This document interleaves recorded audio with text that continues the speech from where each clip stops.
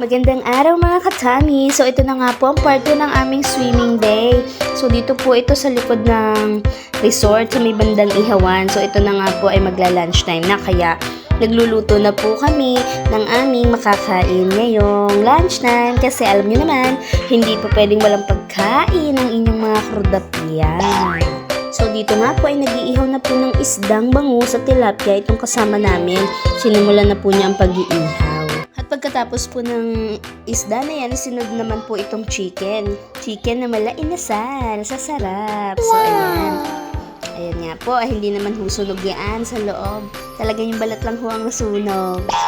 At sinunod na nga rin po namin itong liempo na may mga taba-taba. O diba, amoy mo lang, ang sarap niya na talaga. So, usok pa lang nakakagutom na. So, at this point nga po, ay hindi na din mapakali ang inyong dabyana. Talaga nang alam na nga rin sa pag-iihaw din. Kala mo na may kasipag.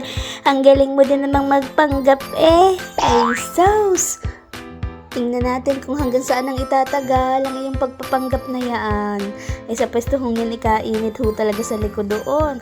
Mainit na nga ho sa harap, mainit pa rin ho sa likod. Ay ang kalalabasan ay sunog ang mukha, sunog ang likod, pati ang niluluto ay sunog. Uy, wag gayon. Masama yun. Di bali lang ikaw ang sunog, wag lang yung baboy. Talagang makakaninsawa. A few moments later. At ito na nga po, pinakihihintay nating lahat ang kainan time. At yan ho, ang inihaw na liempo, inihaw na bangus. At sinama pa ng mangga. At itong ating inasal. Yummy naman talaga eh. Talagang mawawala na naman ang sinasabing diet. Mayroon ba talagang nagda-diet? Parang di naman. Ito ang tilapia. Hindi talaga mawawala sa piknikan ang garning mga luto, mga ihaw. At talaga naman pa, parami na naman ang kain ng inyong kordapya. Ay siya. Halina kayo't samahan niyo ako. Bago pa natin makalimutan. Ito pa nga po pala ang isa, adobo sa gatang manok naman na recipe ng aking kaibigan. At ito nga po pala ang mga kinain namin kaninang umaga pagdating namin dito.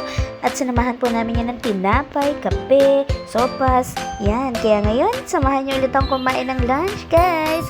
Bye! Papakabusog muna ang dabyana.